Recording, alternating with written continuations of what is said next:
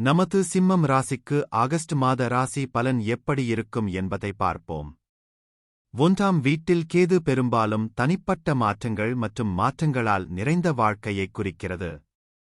நீங்கள் தீவிரமான சுயபரிசோதனை மற்றும் கேள்விகளைக் கேட்கும் காலகட்டங்களைக் கடந்து செல்லக்கூடும். இது உங்களின் ஆளுமை மற்றும் பார்வையில் குறிப்பிடத்தக்க மாற்றங்களுக்கு வழிவகுக்கும். கேது ஒரு ஆன்மீக கிரகமாக இருப்பதால் ஆன்மீக பயிற்சிகளில் அதிக நாட்டம் கொண்டவர்களாகவும் மற்றும் உலகத்திற்கு அப்பாற்பட்ட வாழ்க்கையைப் பற்றிய ஆழமான புரிதலை நாடுபவர்களாகவும் இருக்க வாய்ப்புகள் உள்ளன.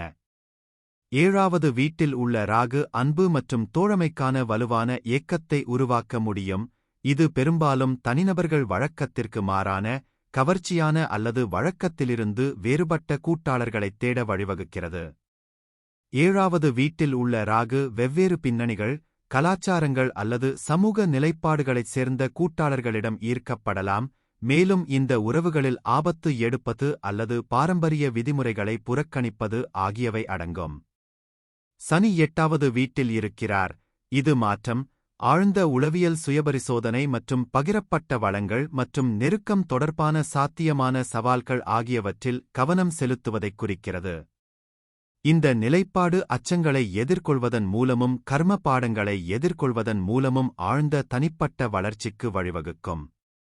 11ஆம் வீட்டில் குருவின் செல்வாக்கு ஒட்டுமொத்த நல்வாழ்வு மற்றும் மகிழ்ச்சிக்கு வழிவகுக்கும். ஒரு தனிநபர் தங்கள் தொழில் அல்லது தொழிலில் வெற்றியையும் வளர்ச்சியையும் அனுபவிக்கலாம். 11வது வீட்டில் உள்ள புதன் பெரும்பாலும் சிறந்த தகவல் தொடர்பு திறன்களைக் கொண்ட நபர்களை வழங்குகிறார். இதனால் அவர்கள் தொடர்புகளை உருவாக்குவதிலும் உறவுகளை உருவாக்குவதிலும் திறமையானவர்களாக மாறுகிறார்கள். சூரியன் 12வது வீட்டில் இருப்பது ஆழ்மனம், ஆன்மீகம் மற்றும் சுயபரிசோதனை ஆகியவற்றுடன் ஆழமான தொடர்பைக் குறிக்கிறது. இந்த நிலையைக் கொண்ட நபர்கள் தனிமையான முயற்சிகளில் ஈர்க்கப்படலாம், வலுவான உள்ளுணர்வைக் கொண்டிருக்கலாம் மற்றும் உயர்ந்த பச்சாதாப உணர்வை அனுபவிக்கலாம்.